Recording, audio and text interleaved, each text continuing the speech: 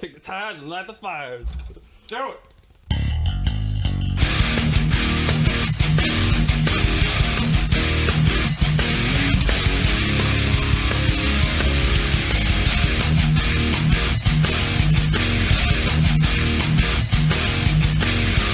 Hey, what's up, Browns fans? Thanks for stopping into the Danger Zone. I'm Josh. He's Rich. What's going on, man? Recovery Sunday. Yeah, buddy. Recovery Sunday. Them rare occasions where you get to go out and be a little social, and you forget that you haven't done it in so long. It sneaks up on you a little bit. Yeah, dude. I mean, my tolerance is way down. I drank a 6-pack of fucking Conways last night, and I was bombed. To be fair, though, that's a 6-pack of 8% booze. Yeah, but I mean, usually I could get like 2 more in before I'm fucking yard sailing it. Yeah. And I'm down 2. I'm -2 on my beer strength right now. You went from regular Rich to drunk Rich, and like it was one beer. You drank like the 5 and you were fine. Then that last beer, it's just dude, like... it's the evil one. And I picked it up. I knew the lid came off different. I was like, dude, this must be the devil beer. Yeah, buddy. Well, Rich, I guess we'll get into some Browns talk. Last week we talked about potential free agents coming to the Browns, gave a couple options at different positions, pretty much all on the defensive side of the ball. This week I want to focus on the guys we technically have on the team still that are our pending free agents, and maybe talk about a few we'd like to keep. And then we're going to get into a little bit of everyone's favorite contract talks. We're going to talk about the extensions that could potentially happen a little bit and offer some insight on that. Obviously, professional, super deep insight. Because we're cap wizards, man. We're going to lead with one of my favorite Browns, and that is Rashard Higgins. He is an unrestricted free agent this year.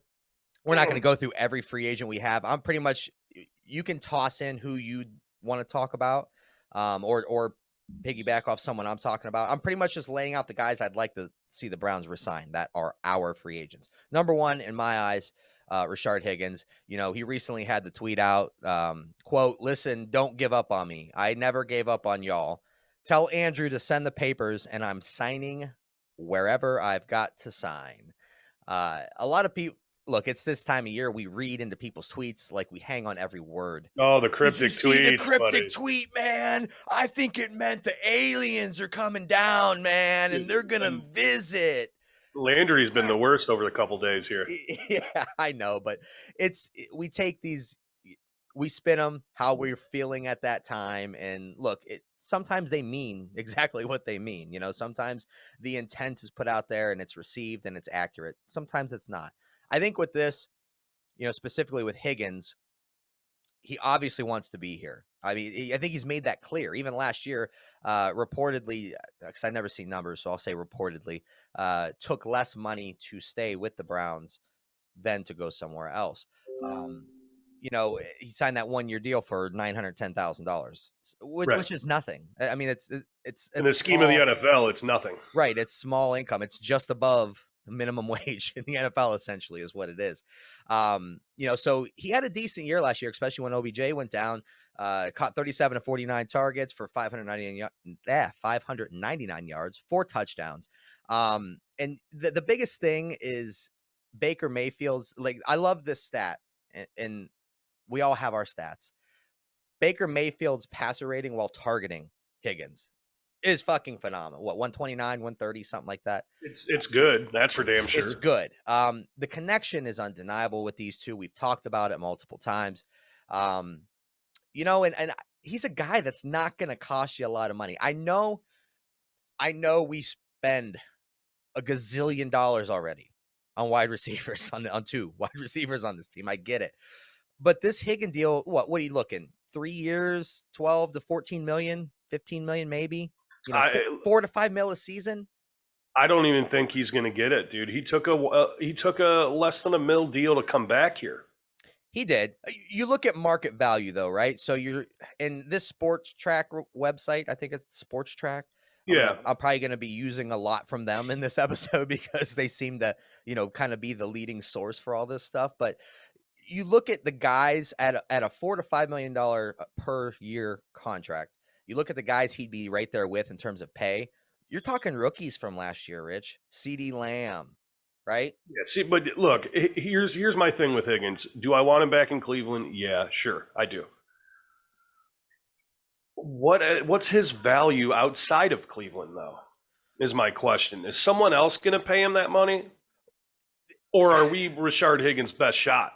It's a good point for sure. And I guess that's kind of why I use that sports track, because they kind of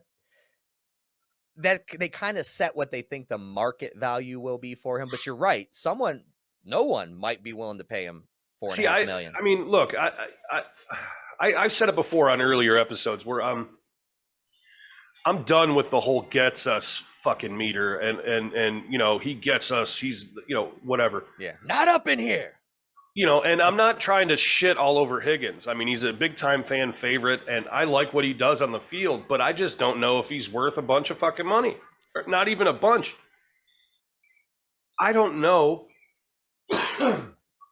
I don't know if he's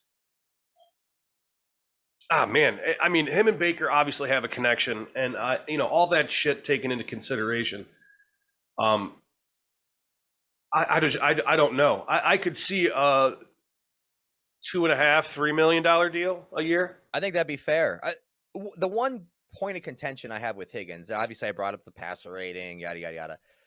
The guy, when called upon, seems to make the plays. When he is asked to do something, he does it. Now, it's not often that he's asked to do that. Obviously, the latter half of last year, he was asked to do a lot more given the OBJ injury. But it just seems like anytime he's given an opportunity, he performs. I think if you kind of weigh his production versus his opportunity, I think he's worth $4 million a season. All right, so there's a report came out, I think, yesterday or today about Rashad Perriman. Rashad. So there's some Browns interest there. And I think that might be an either-or situation. That might be fair. How old is Rashad? He's got to be right in and around 30, right? Yeah, that's what I thought. I don't know what is. I mean, I can give us a look-see real quick. And here's the thing. I guess when you're looking toward wide receiver future too, you're going to have, say we keep OBJ this year, which is it's probably the most likely scenario. This is probably your last year with Landry and OBJ. After this year, one of those two are going to be gone, and I mean, I would put my money on OBJ being gone over Landry. You're hoping what? You're hoping Peoples-Jones develops into a number one. He's got the talent. He has the ability to. He's got the athletic ability for sure. I think as the years go on, the receiver contracts aren't going to look as bad. Yeah, no, and you're probably right. The cap's probably next season. The cap's probably going to take a 15 mil jump if we get a full season in. Yeah, possibly they're going to have to make up for all this shit. Possibly a 20 mil jump, and from one season to the next.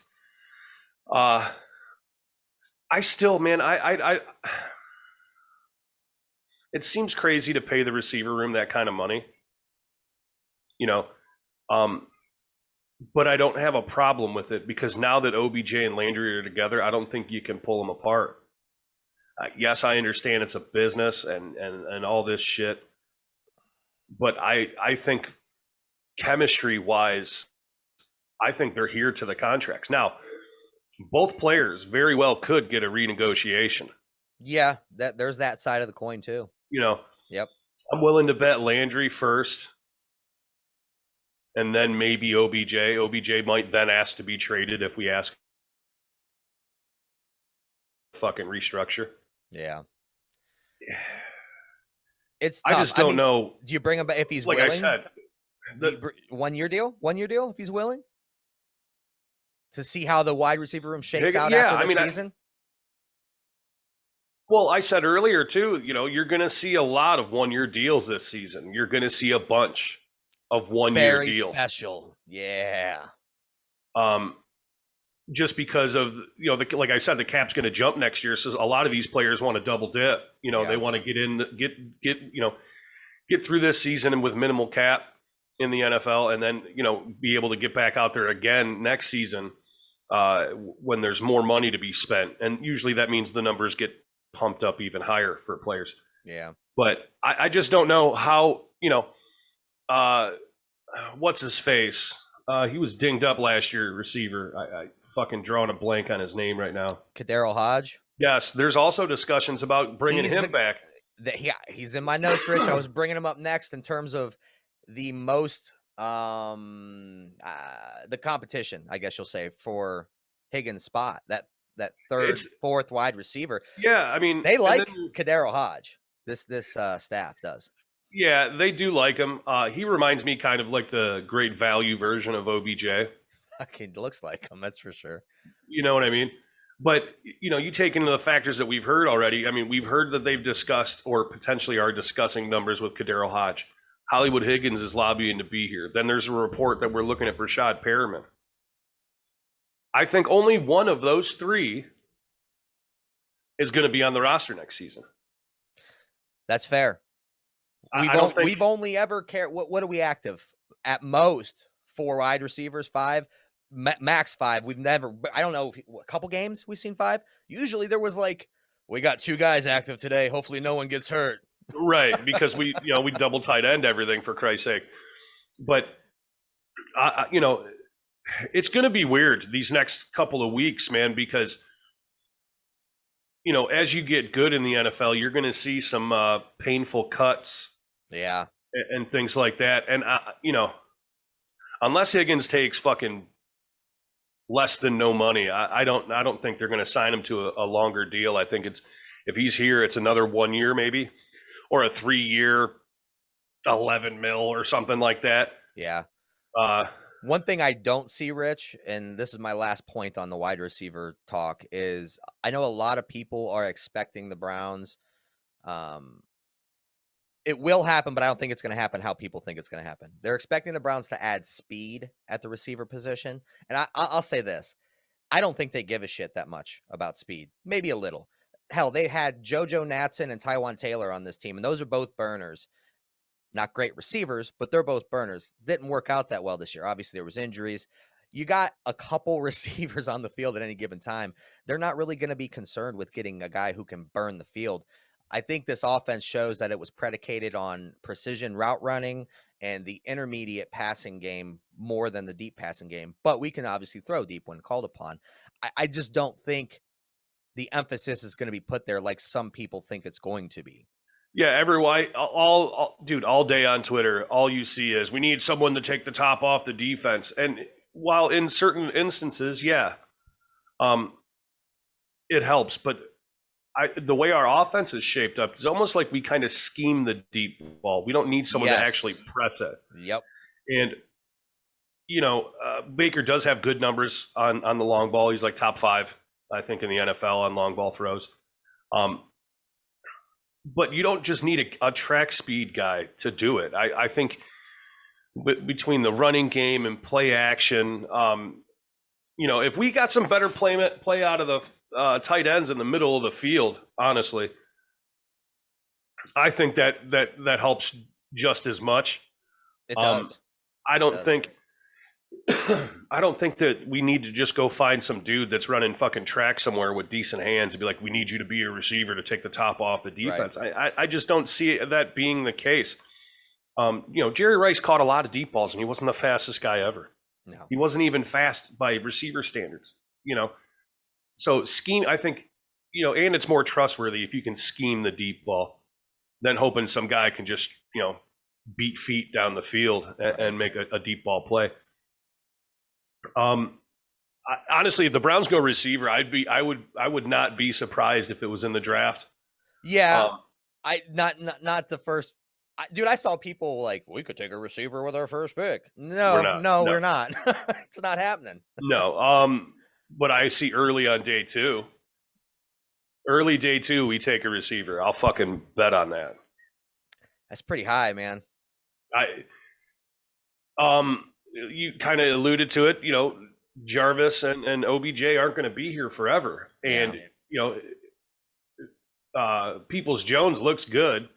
I don't think he's number one good. I think he's scratching the surface of a number two potentially. But I could see us go. I mean, the receiver class is fucking loaded.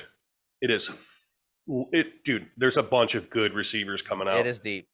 Dude. I mean, you never know, dude. What if somebody's a big surprise, like Waddle, I think, from Alabama, is sitting there at 26 because he's a small framed guy. He's phenomenal. But what if he's sitting there? You take him in the first round? If a talent like that just happened for whatever reason, I fucking doubt there's no way another team isn't going to draft him there. You're kind of I guess you're getting into draft theory too, in terms of best player available versus need. Well, all the pieces are connected between free agency, draft, BPA. You don't really want to draft need in the first round anyway. I'd prefer you go for best player available in general. But all this shit's intertwined. That's why I'm kind of anxious for free agency, because it should give us a pretty good clue in the direction outside of defense in the draft, because it should be we should trade all of our picks to get even more picks and draft all fucking defense. Reshape that D, man. Big time. That's a necessity. But I don't see receiver doesn't even register for me on the needs list, man. Honestly. No, actually, we're probably in a surplus, to be honest with you. In terms of obviously guys that want to be here, Higgins, maybe Kadero Hodge. The guys great value, we have, OBJ. Great GV. The guys we have already, I mean, I think the tougher decisions are going to have to be made of who's not going to be here with the team in terms of receivers. You touched on tight ends. We'll go to another pass catcher. So, and this might cause some people to wreck me saying this in terms of resigning free agents. Now, this guy is a exclusive rights free agent. So in order for him to go to another team, the Browns would have to not want to offer him anything. And that would be Steven Carlson. I know that he hasn't done a lot in his time in Cleveland. He hasn't been asked to do a lot. He's pretty good at blocking when he's out there. He's familiar with the offense. Low cost. The guy ain't going to cost you much at all. And look, so basically I'm saying you're going to resign Carlson because Njoku's probably gone. I like Njoku. Look, he had a turnaround this year. He didn't drop a lot of passes, but let's be honest. You just paid Hooper. You drafted Bryant. There's your 1 and 2 tight ends. So you're going to keep Njoku at $5 million a season for, you picked up his option last year. So $5 million, I think it was, or whatever, almost 5, close to 5. To be a number 3 tight end, I don't know, man. You could save that cap. Maybe you might be able to trade him. He's got value. He did that for you last year. He gave you a little bit more value to maybe get out of him. So I'm saying you re-sign Carlson, you maybe explore a trade for Njoku. And if money becomes an issue, you always got the option to just cut him straight up. And I don't think it's dead money. I think they actually save that. I haven't looked yet, but I don't really. Mil. Yeah. So Steven Carlson's my number 2, Rich, the little known tight end. I like him. I mean, when he showed up on the field, his blocking was right on par with what we needed. But the way we run these tight end sets, I think we have to have a serviceable third guy. And right now, I think the third guy is Harrison Bryant. He started out fucking lights out early in the season and then kind of faded and we didn't hear from him again. He did get a little quiet at the end there. So I think you give, man, these are the tough choices, man, because I think it's kind of hard to see what we're going to do until we start hearing some talk about restructures and shit like that. But I think we need to continue, with, a serviceable, good third tight end. And I think the way the roster is built out right now in tight ends, I think we try to keep status quo going into next season. And they may very well do that, yeah. Njoku, I think someone will offer him a deal, right? And we have the option to match. No, we picked up his 5th year, which would be this coming season. So he's under contract. Then he'll be here. I don't think he'll get traded. I think he'll play the year out. He'll leave, and then we'll get the fucking compensatory pick for him next year. Because that's where you make your hay in the NFL, man. Those compensatory picks, man. Dude, New England's been cheating the fucking system for goddamn 20 years. I felt like there was a season we had like fucking three compensatory. There might have been. I forget what it was. But Njoku should get us probably a fourth, really, with the comp pick. But I don't think anything will happen. I think we'll stick. Honestly, the tight end room will stay about the same. I don't think there's going to be any real addition or subtraction. I do need to see more out of Austin Hooper, though. To be honest, yeah, he was good, but he wasn't. The money. He had some drops that were fucking mind numbing during the season. Like they were, and he always. Maybe it's his MO. I didn't go back and look a lot. It seems like he catches the ball and falls down, man. It's like, well, that was. If I could find one thing to nitpick about Baker, is you notice there's a lot of those where he's throwing the ball to the guy and he's not really giving him a lot of after the catch room. It's like low and away, so he's kind of got to scoot down to it. He's just I just don't think Baker is where he needs to be yet in that aspect of just throwing guys, like throwing them into space to be able to run after the catch. But I just flat out fucking need to see more from Hooper, man. I'm not disappointed, but I thought we were getting a little bit more. I agree. Than what he showed, Yep. But I think the tight end room is set, and I like the way the tight end room comes out. You've got three guys that could play inline. Two of the three you could split out in space, and let them go down the field. And they're decent, all three of them. I mean, even Harrison Bryant turned into a decent blocker. Njoku fucking turned it up big time during the season in terms of blocking. He's turned out to be pretty fucking good. More so than his previous years. I like either something clicked or the effort is there like it wasn't in the past. I think it's effort, man. I think you're onto something with there. And he's another cryptic tweeter. Oh, Jesus. like we were talking about earlier. These goddamn tweets, man. I mean, we were analyzing JJ Watt's footprint in the snow. Yeah.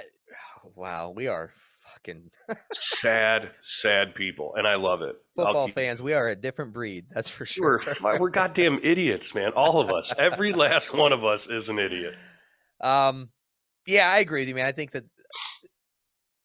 I think it's on the table for Njoku to be moved for sure. I think in terms of like not hurting the team financially, it could happen. But you're right. It could, and probably likely actually that it does stay status quo. And we kind of it's one of them things where it's like, we're going to let this shake out another year and kind of see how this team comes together and what roles are filled and by who. I'll give you one more, Rich. We're going to go to the defensive side of the ball for another exclusive rights free agent. Now we have a lot of people on half the defense is fucking free agents, Rich. Half the starters from last year. That's fine. They sucked mostly. There's a few obviously notable linemen that are free agents. I'm going to throw one out to you. Obviously, like I said, exclusive rights guy.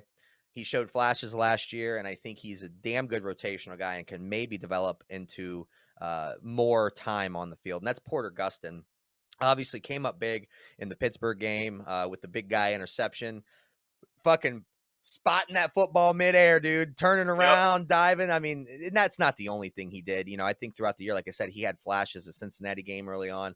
The guy can play, and I think he's good for this team. He fits in well. He's got that kind of mean streak, almost Wyatt Teller-ish on the defensive line. And he's not going to cost another guy. I'm giving you a bunch of guys who aren't going to cost you anything in terms of free agents.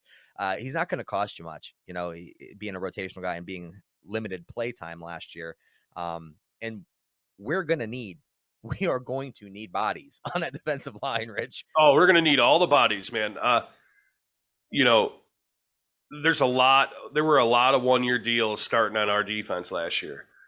And another situation where you're going to see the defense completely overhauled. I don't think you'll see I don't know, man. It's kind of hard because we need all the edges we can get our hands on. That's where we're probably going to go at number 26 is edge in that first round. But Gustin's a good piece, man. I think he's a good rotational guy who fits in. You know, when Miles is taking a break, you usually see Gustin in there trying to raise hell. I would have he's not going to break the bank. Right. And in terms of D-line, I want all the bodies, dude. We're going to need it because I'm going to tell you right now, let's clear this up. Larry Ogunjobi ain't coming back. No, well, he's probably not. So, but you're adding Billings because he was the only 2-year deal signed last year, and then he opted out with the Rona situation. But, Sheldon Richardson's probably either going to get restructured or cut. So Gustin is a good guy. I mean, even though, I was just talking interior guys, we need the bodies on the D-line. Yeah. We need all the bodies. And that would be a good signing. He's already here, familiar with the system, familiar with the scheme, the players, the locker room dynamic, and he's cheap. So I don't see a downside to re-signing him anyway. Yeah. Yeah, the bodies will need to be there on the D-line, Rich. You're right about that. And I like edge at 26. If we're not going we could take the pick at any of the 3 levels on defense at 26. I don't see us really going linebacker, even though I saw a report today that we're interested in Levante David from Tampa. Really? Yeah, according to fucking Stocking Feet Cabot there,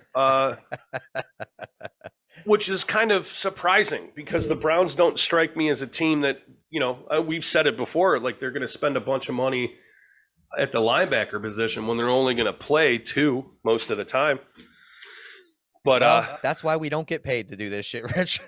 it's I don't know if we're just being misled or bad reporting.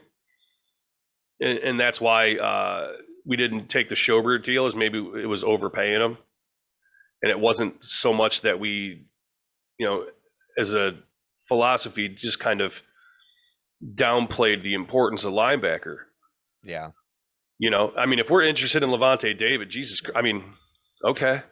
Like, that means we're getting linebackers, which would be fucking great. It would just be exactly opposite of what we said that would happen. So. Right. Well, we're like 3 years running or 2 years running, really, with no fucking linebackers. None. Truth. Even when Schobert was here, he was, I don't want to shit on the guy, but he wasn't that fucking good. He's average. He was an average linebacker. Yeah, average. And that's all we've had since, like, Eddie and Mike Johnson. Yeah. Back in the fucking 80s. We've had DeQuell Jacksons every fucking... Yeah, 150 tackles a season, 4 yards downfield. Like, cool, man. Thanks. Just slow enough to where he can't get there in time. Yeah, captain fucking backside, dude. Just backside fucking tackles away from the ball, 4 yards up the field. Like, awesome. Cool, man. Like, go fucking sign Levante David then. I don't give a shit. Yeah, look, and the fact is this, and I think we've talked about this a lot, kind of just Jesus take the wheel with all this stuff, right? I'm going to put my trust in Barry and company and what they are going to do in terms of building this team. And then I'm going to put my trust in Stefanski and the coaching staff to get these guys ready to play. And I think that's the mark of a good team. That's where you want to be, is just trusting the people making the decisions and the people coaching the guys up. Well, yeah. We can't take our hands off the wheel altogether, because then what are we doing right now? We're doing we can't shouting just be like, into the darkness. The front office has got to figure it out. I'm just putting my feet up. I'm going to still nitpick and piss and moan about whatever I can. But these are the guys that fucking pulled off that goddamn Brock Osweiler trade. So if there's a way to be clever and tricky and fucking get shit done, because you got like another 2 years, you got 2 years to spend money, and then you got to start tightening up, tighten the fucking purse strings. Yeah. And it's, part of that's going to be with creativity, with contracts and whatnot. So I think you're right. And especially with the cap going up, we talked about that in the future. Obviously this year's, who knows what this year is. We know it's at least 180, but probably about 182. I thought was the last numbers I saw. It fucking seems like it's different every other day. Yeah. It's 182, 85, 87. It's just 180. You know, they did help us out when they're saying it's at least going to be 180 mil. Well, and the that's Saints are fucking 100 mil over the cap, but somehow made room. right. And you know, that's why you haven't seen a lot of movement with things yet in terms of resigning our own guys or even some of the extensions, which we're going to be talking about, is because there's no number set yet. So that's going to be the driving factor, and movement is when that number's set, then they're going, okay, we can budget essentially. We have a budget. Start we moving can go. pieces around. That budget, Rich, listen, I know a lot of people have different stances, and this is going to segue us right into the extension talks. A lot of people have different opinions on this. We're going to lead with Baker. We'll go with the big one right away. Obviously, the Browns do not have to extend him. We all know that. The option will be exercised. They're going to pick it up. That's no doubt. And if you kind of judge off of how they handled Myles Garrett last year, and Njoku too, they picked up Njoku and Garrett's extension, 5th-year option at the same time. So that was in April of last year. Mm-hmm. They didn't extend Myles until July. So it was a few months after they picked up his option. I'm not saying that's the way they're going to handle Baker. Like I said, they might not even extend him this year, but they will pick up the option. And I have to think there will at least be talks. So, you know, there's factors right now that are going to affect Baker's deal, and that is other quarterback deals that are happening. So referencing Sports Track again, their market value for Allen, he's a big name that's probably going to get extended. 4-year, $162 million is about what they're saying, right? That's $40 million a season. Lamar Jackson, obviously will probably also get extended this year. They're saying 4-year, $158 million, $39 a season roughly. So they're right around 40. Mayfield, we'll go with Prescott too. They gave me numbers on him, projecting 4 years at 148, $37 million a season average. Mayfield, they're projecting lower than all those guys. Good. Right, at $35 million a season. So 4-year, $140 million contract. And that would make him the, third highest if those other three, or those other, no, it would be fourth. Mahomes, then the three guys I just said, and then Baker would come in there. But we know how quarterback contracts work. As soon as someone inks their name on it, if 5 minutes later, it's probably obsolete because another guy's making more money. And it just keeps going up and up and up. Now, I think there's more benefit to extending him now. And look, I'm going to be honest. Some of it's personal satisfaction. You know, some of it is with me just wanting to close the book on it, get it behind us, move on. But I think there is a lot of strategic value in signing him early, extending him early, as well, especially since, you know, like we always talk about, that big money isn't going to kick in for a whole nother 2 years, right? What's his 5th year? Do you know what that value is? I do not. Isn't it like the average of like the top 5 quarterbacks or something? That's for that's the franchise tag. Yeah, so come on, get out of here with this ad bullshit. Baker's his 5th year numbers are it doesn't really say what the option is. I don't see it. What's he making now, like on his rookie deal, like the regular 4 So years? his base salary is $920,000. Prorated bonus is 5.4 mil. Roster bonus is 4.1, 4.9 guaranteed. His cap number is 10.5 million. 10.5. All right. For this upcoming season, it was 9 mil. I want to say I saw like 15 mil or something for some reason, but I don't think know. it's a bigger number.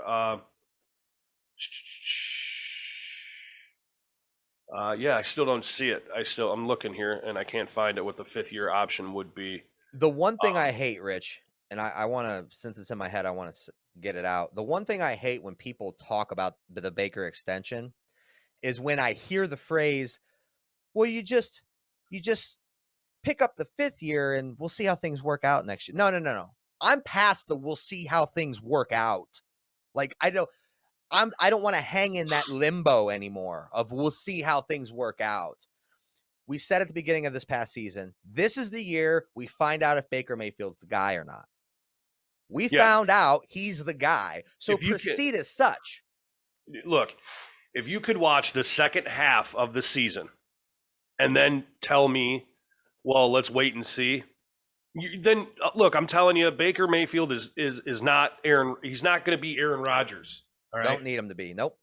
Right. I don't know what the fuck else you need. Like, how fucking greedy are you trying to be? We spent an eternity in quarterback fucking prison. And I'm not saying, that's not to say sign Baker because it's the best we're going to get. He's pretty fucking good. Yeah. Yes. All right. The second half of the season, he threw, including play, I think he threw 2 interceptions. He was arguably a top 5 passer the second half of the season. Yeah.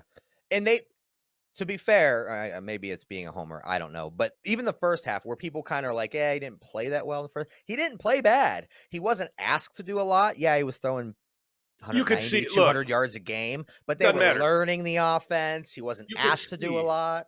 You could see how the offense, started early in the year and how it blossomed. It like opened up and got bigger and more opportunity. You know what I'm saying?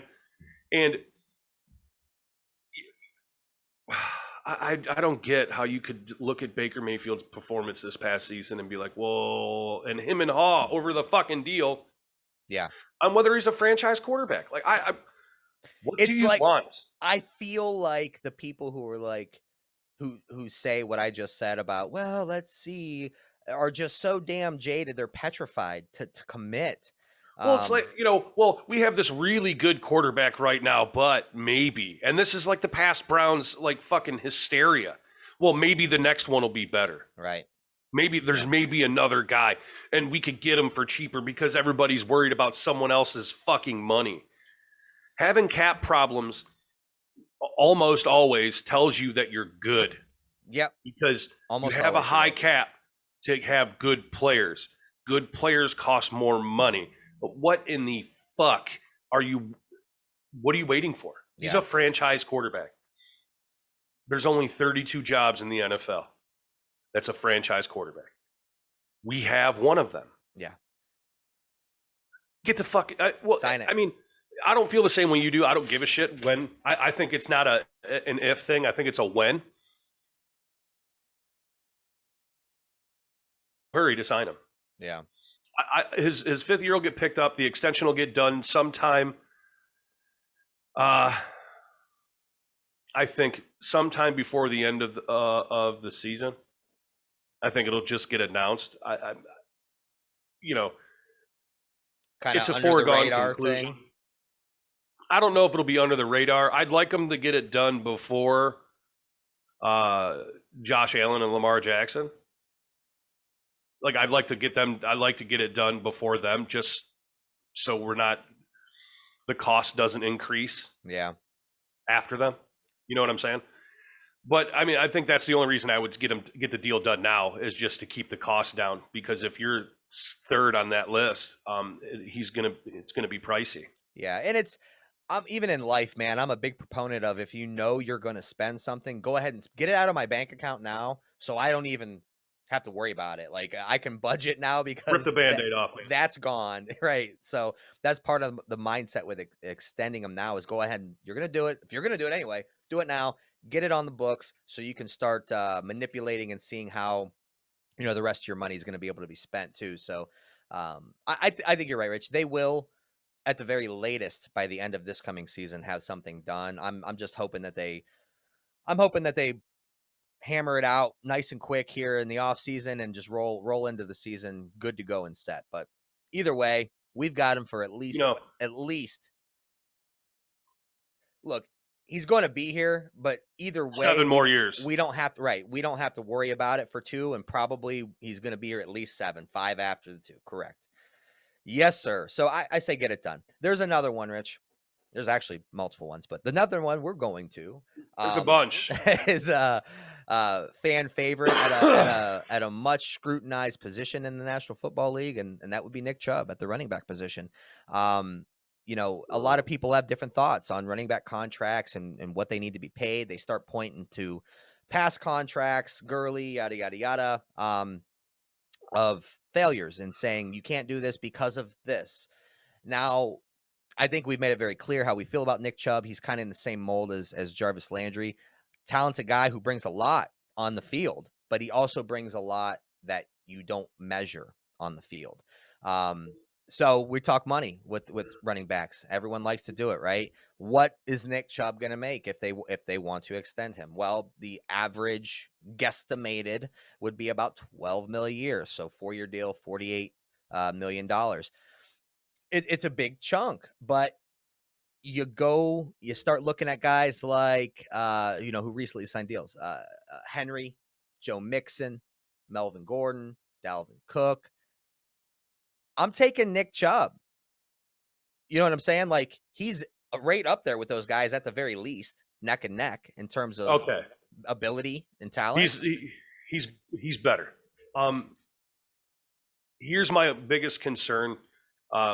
Is our front office going to think they're the smartest guys in the room and not want to devote the money to the position because they don't value it as much and go away from Nick Chubb? I could see that. I could legitimately see that happening. I don't think it would be wise, nor do I want it to happen.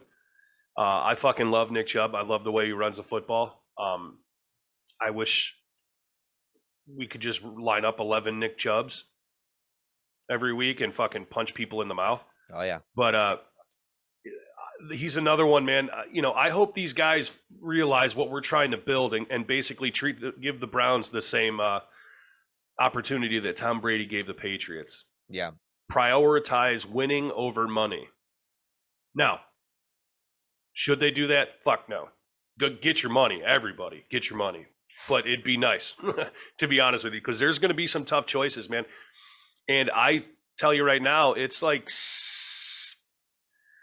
I could almost tell you I think it's 50-50 on Nick Chubb. Yeah. As crazy as that sounds, I think it's 50-50 on whether we extend him or not. I'd like to see nothing fucking crazy. I would like to extend him 3-4 years. He's probably what's Henry's numbers? Can you pull that up, Travis Henry? Jesus Christ, I can't believe that name popped in my brain. I don't have him in front of me, but I think it's right around that 12-13 mil a season. I thought, because I think that's kind of how they calculated what an extension for Chubb would look like, is based off Henry, Mixon, Gordon, all those guys that recently signed deals. They kind of, it's not necessarily an average, but they use that in some brainium fucking ratio to figure out, what this extension would look like. And Nick Chubb's worth every penny that Derrick Henry's getting. He's worth every penny and then some. So Henry got a $12 million signing bonus, $3 million in base salary, and let's see, that makes his total 2020 compensation $15 million. 15, all right. So, but his market didn't his contract didn't reset the market. No, and he's not the highest paid player at his position either. So, I would like to see. Well, look, if Nick Chubb in that same area, if honestly. he gets $12 million a season, that would make him the 7th highest paid running back on average. 7th. For a guy that most of you listening to this, if not all of you, would argue he's the best running back in the NFL. So the value is there. Like you said, is the team's philosophy going to allow them to open up the checkbook for him and extend the guy? I hope so. I agree with you. I think it might be 50-50, and that's I hate even saying that, but here's the thing: you might be right with that. If Nick Chubb, if he's the guy that embodies what you want out of your players, all right. So the contract's one thing. The character and the type of player that Nick Chubb is adds to this in terms of the necessity to get a deal and keep him here long term. Yes, running backs are kind of dropped down a few pegs on importance in the NFL. Everybody's fucking throwing the ball 100 times a game. Running backs don't get fucking drafted in the first round anymore. At least it seems that way. But with everything that Nick Chubb brings to the table, you got to get a deal done. Don't make him the fucking highest paid running back, because he's still got a knee. Yes, he recovered from it, but he's got two knees. Age comes for everybody, man. And usually guys with injury history that Nick Chubb has, it comes a little early. Yeah. And, you don't want to be one of those teams like the Rams where they fucking put all that money in Todd Gurley and then find out that his knee is like two chicken bones rubbing together.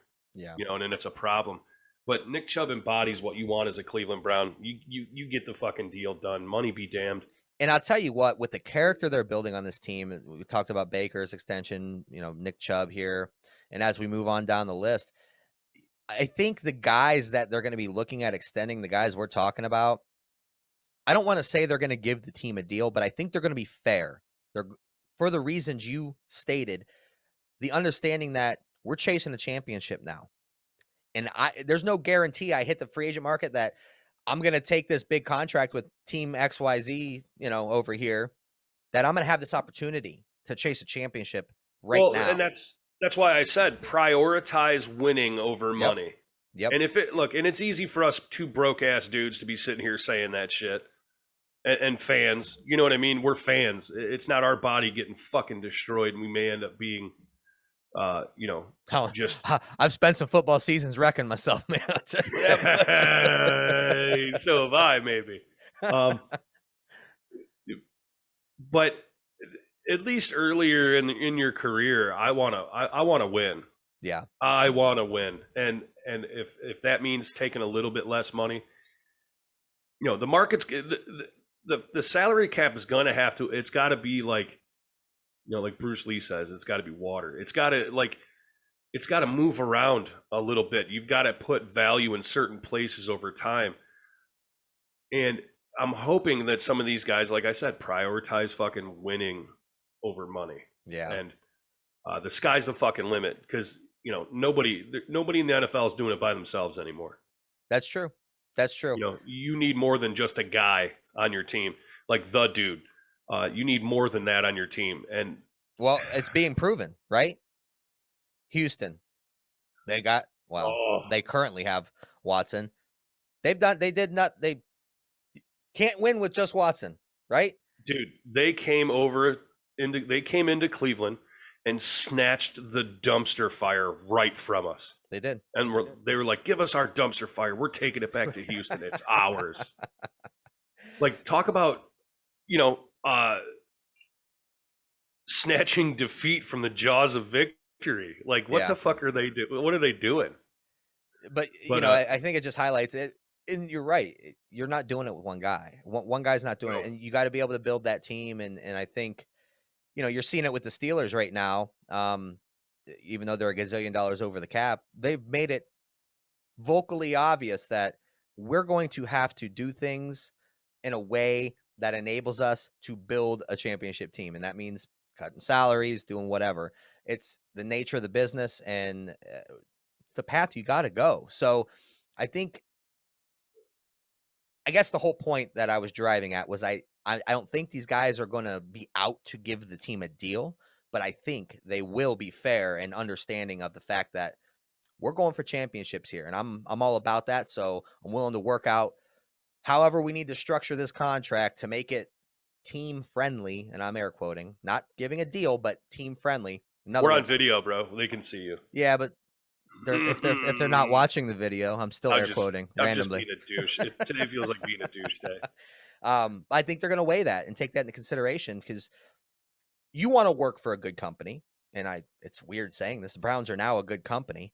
But you want to work for a good company. When you work for a shithole company, you want to get all the money you can, because it's the only thing that makes stomach, it makes it, you be able to stomach working there is getting paid more. Right. You better pay me so I have to deal with this because I have to Yes. deal with this bullshit. This is slightly different scenario. It's a good company now. They're going places, and you might be willing to be a little more fair to stay on the team. And I think you're seeing it with Higgins too. Like going back to what he tweeted, it pretty, without saying it, he pretty much said, "Just give me whatever. I'll sign it. I want to be here." And I think you're going to see that across the board with a lot of these guys. Maybe not necessarily to the level that Higgins is taking it, but like I said, being fair.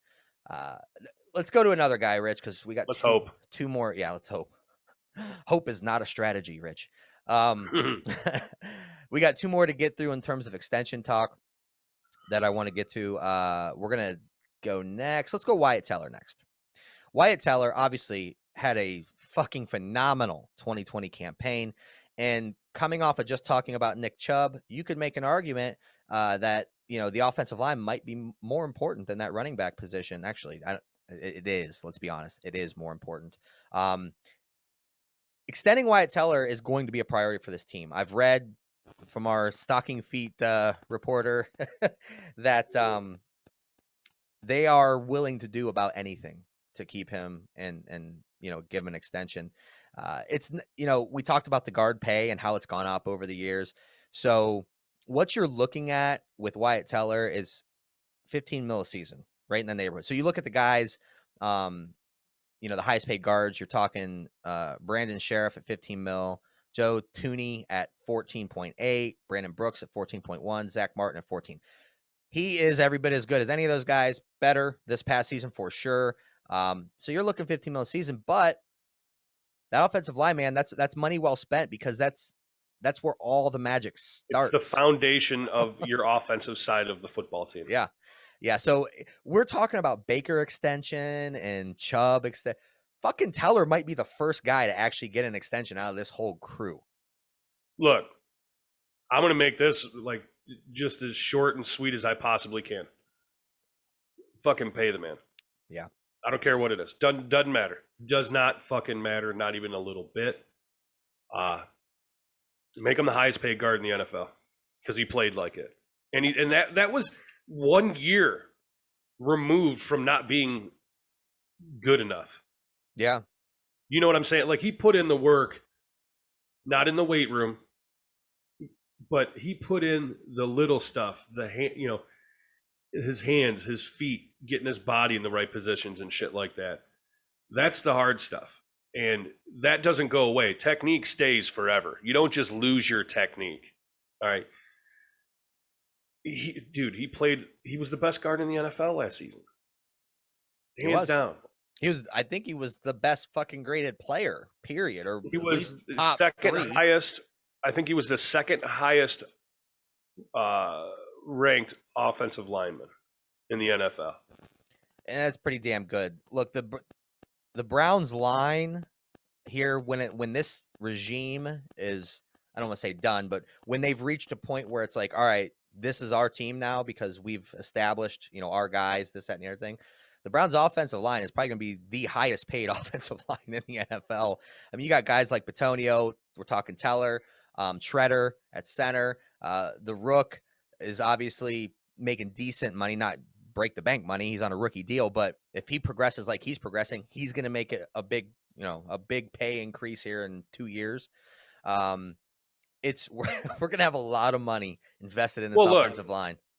I would like someone much smarter than myself to go look and see what offensive line like spending and how close that correlates to winning.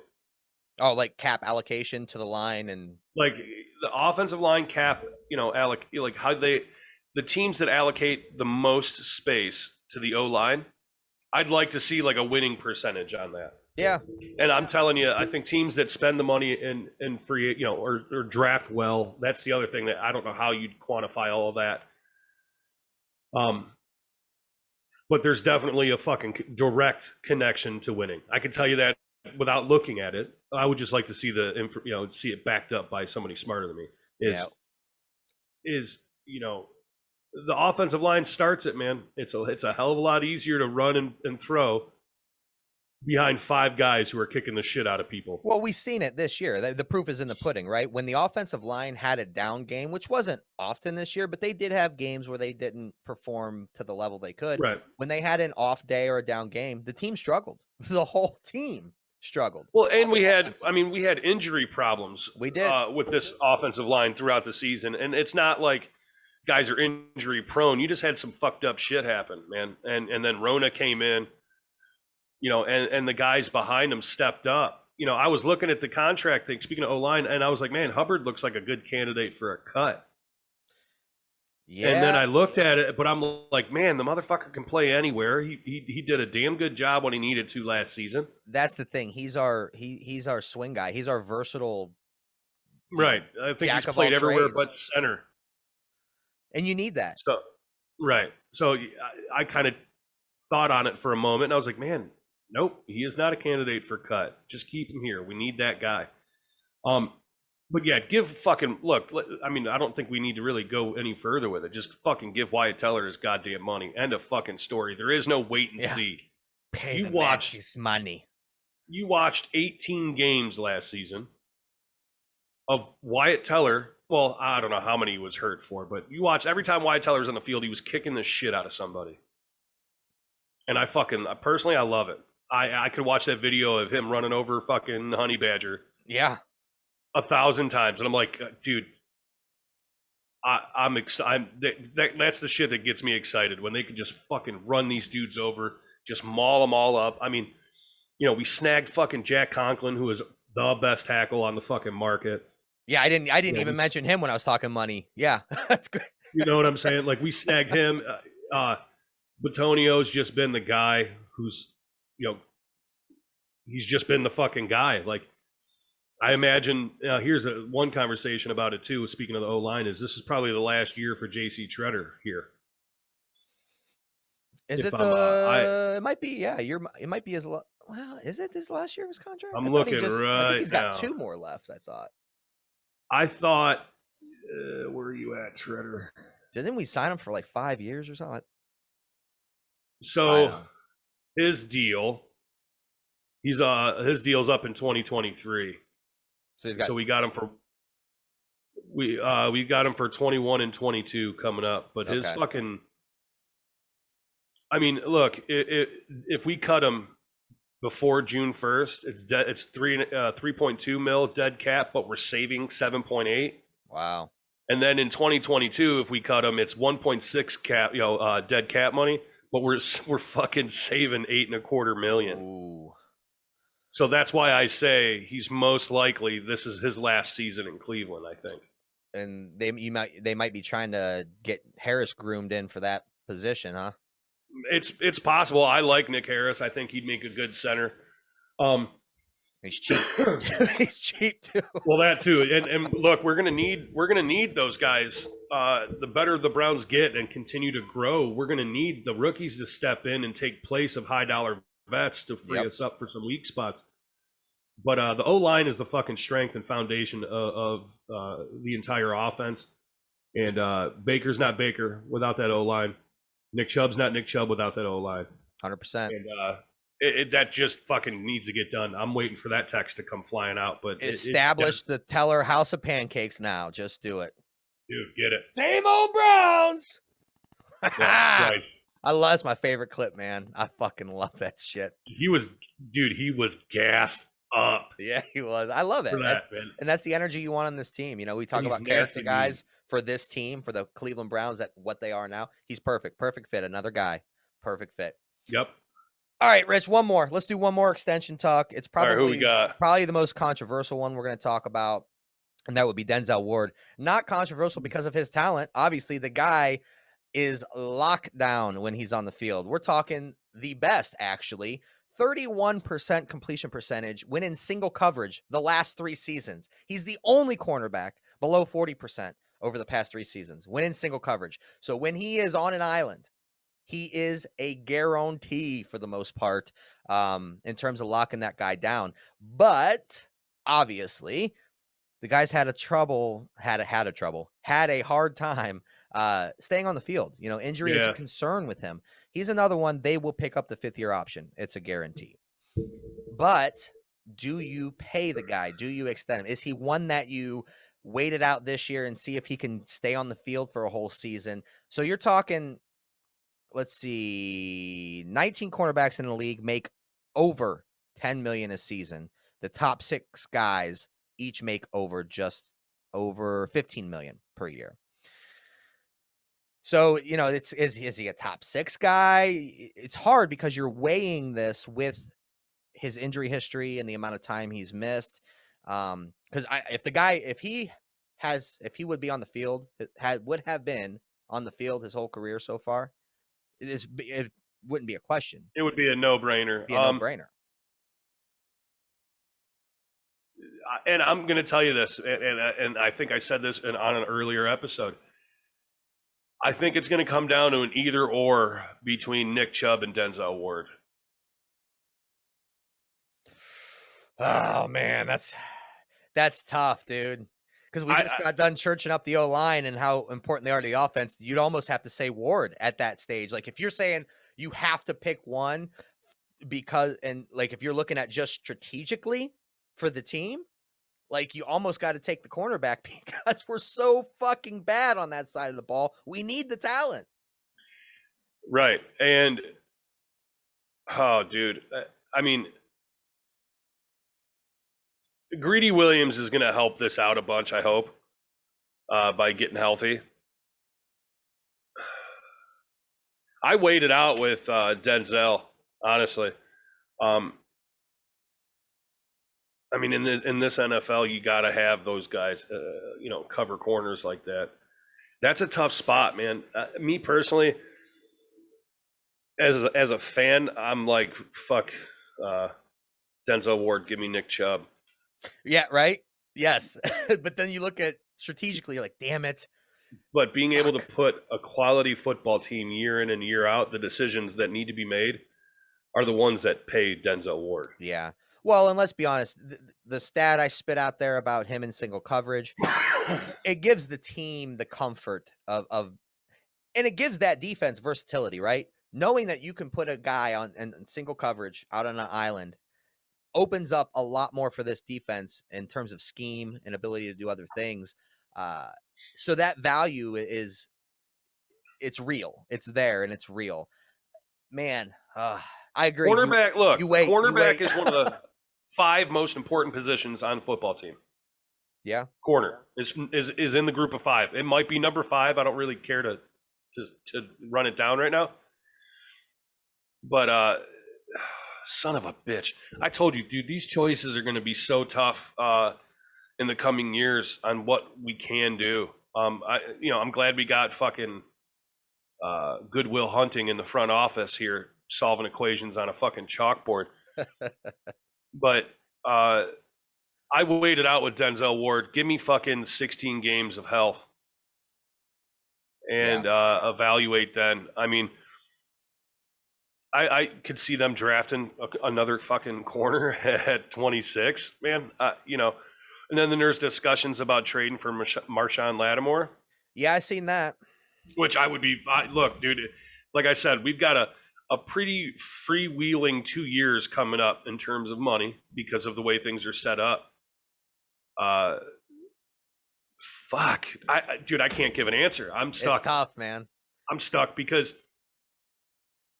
well, I guess it kind of answers itself. I want him on the team, but I'm hemming and hawing over the fucking dollars. So maybe he's, oh, golly. I can't make it. I don't know. I don't know, dude. I really don't. I hope they pull it off. 15 mil doesn't sound like a ton of money for a corner like him. I think, like you said, the only reason I'm even kind of questioning is because of the injury history. When he's on the field, there's few better right now. Truth. And I think that's a fair statement. He's exceptional. Fuck it, sign him. Sign everybody. And any one of these guys we talked about, could be a candidate for a franchise tag too. I hate letting it get to that point though, where if the player's good enough for you to extend them and you almost you might put yourself in a Dak Prescott situation, right? Where the player is good enough for you to extend him, but you dicked around and you ended up pissing him off because you dicked around. So, but the tag's there for a reason. It gives the team the ability to, and I think really solely the ability to allocate big money other places maybe at a certain time and kick the can down the road, so to speak, on certain guys. It's just like I said, you toe that line and maybe pissing them off. And I don't want to go down that path with our premier talent. Like if it's a person you want on this team to be a cornerstone, just do it. Yeah, there's got to be communication though between the front office and the player. If you're gonna push off an extension, you got to tell the player that you're pushing off the extension and explain it. There's got to be communication. I don't see that shit happening in Dallas. I'm not fucking giving Dak Prescott $40 million. I'm not. He's good, but I think he's around Baker's contract is what I would say. Like, yeah, he's 35, 33, 35. I'll say that they are similar players. I'll give you that. They are. I don't know what to do with Denzel Ward, man. I told you he's the toughest one. He's the toughest one. So damn talented, can't stay on the field. Yeah, well, and then you got to cut bait because the best ability is availability. Yes, sir. If he gets dinged up this season, I'm done with him. I don't give a fuck how good he is. If he's missing time 2, 3, 4 games or some shit, I'm out. I'm done. I'd rather have a guy be slightly less talented but show up all year long. Yeah, he makes it through the season. Extend him. If he doesn't, fucking cut bait and run and hope Greedy's arm stays attached to his fucking body. Yeah. Lots of decisions, man. Lots of decisions for this front office. And I'll tell you what, we're going to really see what this front office is made of over the next couple seasons with extensions and drafts. These, contracts and drafts are going to be the big telling thing. And I have confidence that they're going to do just fine and set this team up for lots of future success. But like you said, there's going to be some telling moves that happen even this year in terms of the direction we're going and how they're going to handle things. So I'm excited. We get to do this with a team that's good now instead of, overpaying for fucking free agents that are past what it. 35-year-old fucking quarterback can we bring in to hopefully lead us to the promised land? Josh McCown? We bring him in? Dude, remember how excited we were over Paul Kruger? Yeah. Oh, yeah. Yep. Anyone's cast off. We're like, yes, come here. And Dwayne Bowe. Oh, God. The people who the have worst robbed fucking deal this ever. city blind. Oh, the people that Mike Holmgren tops that list, mind you, of people that have robbed this city. Oh, but shirt. Fucking don't ask me for Super Bowl tickets. Yeah, we won't because we didn't fucking get any, you dick. Yeah, it's nice to have. Look, they're difficult decisions, but they're nice decisions to have, and we haven't been here before. No, it's good. I like it. I like it. So definitely going to be more to come on that as news breaks, and hell, we might even get a little more involved with some of this later on. But I mean, there's not a whole lot more you can talk about in terms of these extensions. It's just when it happens, we'll talk about it, or if it doesn't happen. Rich, real quick, I only got one thing with NFL news that I want to talk about, and that is the Russell Wilson stuff. Now, Russell Wilson is the only quarterback I ever said that I would take over Baker Mayfield right now, currently in the NFL. Now, Russell didn't have that great of a second half of the season. He started out on fire, fucking MVP caliber type stuff, and then it kind of fell off. Something's going on there with him in Seattle, and the word is that they said he would be involved with, building this offense, not player wise, but scheme and, have input in that stuff. And they listened to him and pretty much said, yeah, no, thanks. so he's pissed off about that. I think what he's really pissed off about is getting turned into fucking hamburger meat on Sundays. That would also upset me. Yes. He's getting the shit kicked out of him week in and week out. They don't have any kind of running game whatsoever. And the team as a whole has been Russ has been fucking carrying them, but outside of Russ, the team has been on a decline over the last couple of years. Yeah. And Russ, with his ability, keeps them at that level that they're at. They need to do something because Russ can't fucking. You don't. Do you think they would trade him? Like, you'd be out of your fucking mind. I would trade him for 1 million draft picks. Like, I want all 7 of your picks for the next 6 years. Like, they said the compensation was expected to be 3 first-round picks. I mean, okay, that's fine, but is he just trading one problem for another? Could be. Do you know what I'm saying? See the teams he was listing? Fucking Chicago, Oakland, New York, the Jets. I heard the Jets. I'm like, well, no way. No way. That's got to be his wife talking to him, man. It was some craziness. Look, the same thing with Deshaun Watson. If I'm the Texans, I put in earplugs and be like, no, you're here. Yeah. Sorry. I do the same thing to Russ. Sorry, man. They don't grow on trees, man.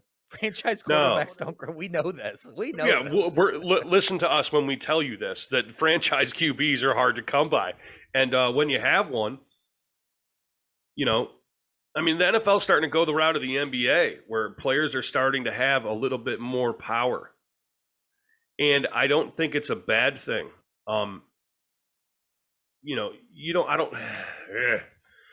Players play, coaches coach, whatever. I don't know how you I mean, 3 first-round picks ain't enough. 4 first-round picks ain't enough. Yeah. When you've experienced life, dude, when you've experienced life without a quarterback, there are no amount of picks to fill that fucking void. Nope. None. If you don't have a quarterback, you don't win. Fucking period. All right? That's true. The way the offenses are going nowadays, you're not going to see the super dominant defenses anymore. You can't fucking breathe on a receiver anymore. You can't come close to the quarterback the split second he releases the ball. So it's even becoming more quarterback driven. But you can spear yourself at the head of another player if that other player plays for the Browns. Oh yeah, and then have the team tweet out Dirty Dan afterwards. I know. Petty, I know. I'm still hung up on it. I see it on my Twitter feed once a day. Someone's like, what's okay? Such and such thing. You know what's not okay? And then you see where Higgins got fucking just the dude turned himself into a missile. He did. With a helmet. He did. Like, I think his arms were even at his side, and he was like, and fucking just speared him right on the side of the fucking helmet. Yeah, he was just missing a cape, and he would have fucking looked like goddamn Superman flying around out there. Anyway, I digress. I had to throw that one in there. But, you don't get rid of Russ. You don't. It's for anything, like you were just saying, no compensation. You keep them, you make it work, you kiss and make up, and you go about your business because they don't grow on trees, they being franchise quarterbacks. So it's just weird, man. I want to talk about it for a second because it's weird seeing it out there. I would never have expected. Dude, trading a quarterback like that is literally throwing yourself into the pit of despair. Yeah. Like you see the hole in the earth and you're like, I'm just going to run and jump in. Fuck it. You don't have to. You can stay up here in the sunshine. No, fuck it. No, I'm out. Pit of despair for me. Check you later. I just, dude, look, the NFL is weird, man. There's lots of quarterbacks moving around. But Russ is definitely not one of them. No. There's no way he gets out of Seattle. There's none. Same thing for Deshaun Watson. The headline, I love this headline about Deshaun Watson. It's the ESPN article. Deshaun Watson met with Houston's coach, David Culley, the new coach. So it says Deshaun Watson met with Houston Texans coach David Culley. Still wants to be traded. I love it. I love someone else's misfortune that's not attached to the Browns. Yeah. And again, yes, we are that petty. No shame in my game, brother. What about the other Texans news? Big news, huge news. They released Duke Johnson. Oh, yeah, I know. I saw that. Yep. Yeah, Duke. Nope. We all thought you were going to be good, and it turns out you were just Duke Johnson. He was. And look, he was average, and he didn't do horrible things with us. But the big thing with Duke, and here's this, in terms of the Browns, he's not the character that this team is built on now. He's not. No. And I always felt like I was always expecting more. Yep. Of Duke, and we never fucking got it. Nope. We got a second-round pick out of that? Yeah, or third rounder. You sure it wasn't a third that went to a second? I don't think it was a conditional. I think he had to play. He had to play 75% of the snaps, and it was a third. I thought is what it was, but I don't know. I'm not even gonna look it up. We got second, third, doesn't matter. We won that trade. Is what happened. Oh yeah. We won that trade. So, all right, Rich, we're gonna close it with one thing.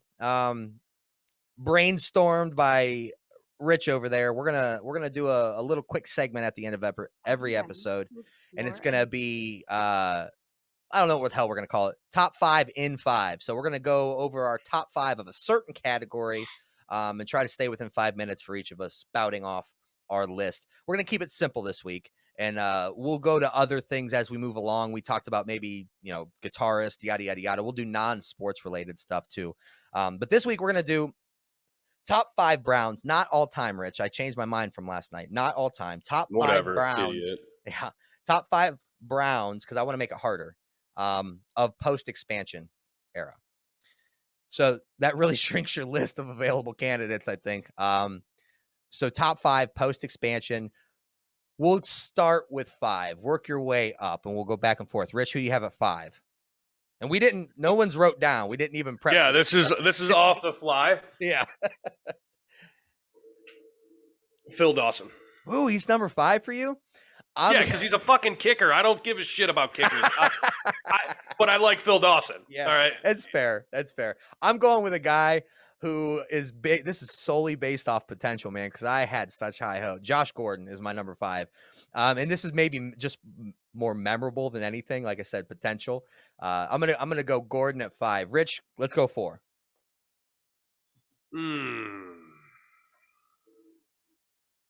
Man, this is tough. So, damn, man. Number 4, favorite Cleveland Brown, since '99. The rest are probably coming off this team. I'm gonna go. Son of a bitch, dude. This is way harder, man. Oh man.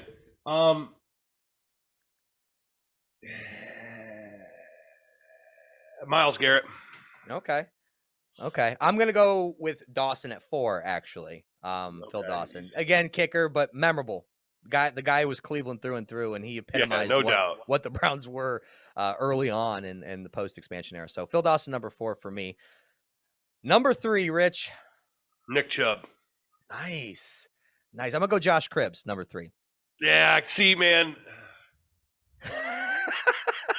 I know. Josh Cribbs, number 3. Again, a Browns legend, obviously, and he was our team for multiple years. He was the only exciting thing we ever saw. The only thing we had. I was so happy when I think we played that one game. Like, basically, the whole game was Wildcat. Yes, that's what it was. Cleveland doesn't have a quarterback this week. I'm like, we haven't had one in fucking 16 years. What are you talking about? That's a good one. Cribsy. Number 3, Rich. 2, excuse me. We were just on 3. Number 2 is Baker Mayfield. I'm going with Myles Garrett, number 2. Okay. Yeah, I'm going with Myles Garrett, number 2. I mean, they're both obvious reasons. Yeah. And I almost wanted to go him number 1, but number 1s are the same. Yeah, I'm going Baker Mayfield number 1. And the reason is he's still obviously young in his career, but the fortunes of the franchise changed. Yeah. When they drafted Baker Mayfield and he played on that Thursday night against the Jets. And for that reason, changing the direction of this fucking dumpster fire. All right. So you get the number 1 spot. All right. My number 1 spot's Joe Thomas. Yeah. You know what? I can't believe I left him off the list, actually, to be honest with you. Why do I forget about, he retired and it's like I forget about the guy. Well, because he's an old lineman. I mean, nobody, Joe Thomas is 5 times more famous right now than he was when he played football, and he's a first ballot surefire fucking Hall of Famer. Damn it, dude. Now I feel like I have to remove Baker from the number 1 spot and put Thomas You see what there. I'm saying? Like, because he's dude, look, while he was here, 10,363 consecutive snaps. The team was dog shit, and he kicked the shit out of himself for years. He stayed fat for us. All right. Shift everything back. Gordon's off the list. Shift everything back. Baker's 2. Thomas is 1. I have to. I knew it. I knew. I can't believe I forgot Thomas. What an idiot. So stupid. And you know what? I'm going to get silly with it just the same. I'm going to kick Phil Dawson off my list. Wow. Because I fucking hate kickers. I'm putting in Josh Gibbs. The more I like Phil, same reason I like Joe, other than Joe being an actual football player and Phil Dawson just putting on the clothes and kicking the football, is the ambassador to the Cleveland Browns, like Joe Thomas and Josh Cribbs. Yeah. The positive attention that they brought the Browns, and still do. And you know what's fucked up about it is the list wasn't hard because we've had so many good players. The list was kind of hard because we have more right now than we did the previous 19 years combined. Yeah. 2 like of Joe my Thomas top was the 5 best are player. current Browns. Right. Joe Thomas was the best player from 2007 and all the way through his career, and he was co-best player with Josh Gordon for 1 year. You know what I'm saying? Yeah. Speaking of which, real quick, you know Josh Gordon and Johnny Manziel are in the same football team? Really? He joined that player fucking or fan controlled shit too? Yeah, it's the Poop Dick League or something like that. Yeah. Yeah, Johnny Manziel's a quarterback and Josh Gordon is a receiver now. They're not. They're not going to fucking ban them like the NFL does. Dude, for could you every year imagine for the the last piles? 10 years. Can you imagine the piles of blow that are in their hotel room right now? Oh yeah, and it works for that league. Like, Dude, it's actually a requirement. Like, right, play in Johnny, the league. bang out this, do this line real quick, and run out there and do football stuff. Yeah, that's a gigantic dumpster fire waiting to happen. I bet one of them are drunk on the field during the game. you got to wonder how, like, who says, yeah, I'll give you my money to fucking go forward with this? Like, who puts money into this shit? Like, I get The Rock buying the XFL. No, that makes sense. That makes sense. And the XFL has been around for a while, but like this startup shit, like, what are you doing? Like, you have a high probability you're going to fail. That's a bad investment. It's a very bad investment, and it's because you have too much money. Yeah. Like the guy who has this money, this is the $20 that we find in our wallet that we forgot about. Right. You know what I'm saying? Like, Oh, he's shit. like, I'm going to go blow this. dude, I got $490 million to just fucking throw against the wall here. And it's because they want to call in the plays. Yeah. You know what I'm Right. saying? You shouldn't have that much money. It should be illegal. No, because then we get poop dick shit like fan-controlled football. Which is just bad. I mean, it's no different than like coaching and shit like that. If you listen to the fans, you'll be sitting with them eventually. Yes, sir. Yes, sir. And I haven't watched 1 minute of this fan-controlled dumpster fire. I play Madden for fan-controlled football. Right? Right? I mean, it just looks weird. There's only like 7 guys on the field at the same time or something like that. Yeah, it's like a really small field, too, isn't it? Yeah, it's like a 7. 15. It's like what NFL is going to look like in 150 years. It's just going to be 7-on-7. For 20 yards. Right. Throwing bombs. Oh, that's good. All right, Rich. I think we've taken up enough time of these good people. So, hey, guys, be sure to keep your eyes peeled for new episodes coming out. I know we didn't give you guys a bonus block this past week. We don't really want to force it. If there's something there to talk about, we're going to talk about it. If not, you're going to get your Sunday episodes. We want to make sure the content isn't super diluted or, like I said, forced, because no one likes that. Yeah, because, hey, real quick, we don't want to be forced to put out dog shit articles or dog shit videos like, what's that, Dog Pound Shitley?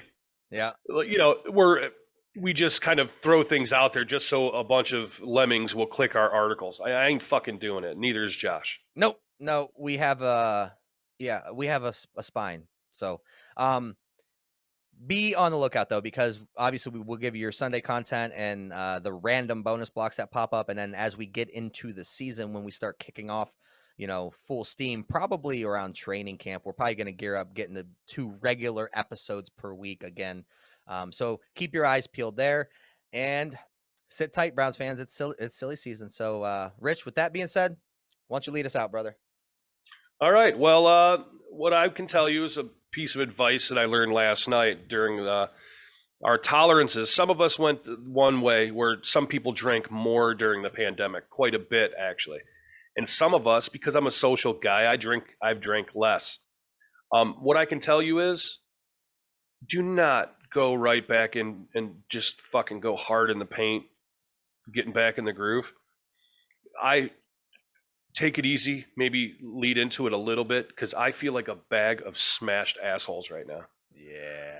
I got bombed last night hanging out with Josh, and everyone else. So just take it easy and kind of, work your way up to get back to where you were. Otherwise, you're going to feel like trash.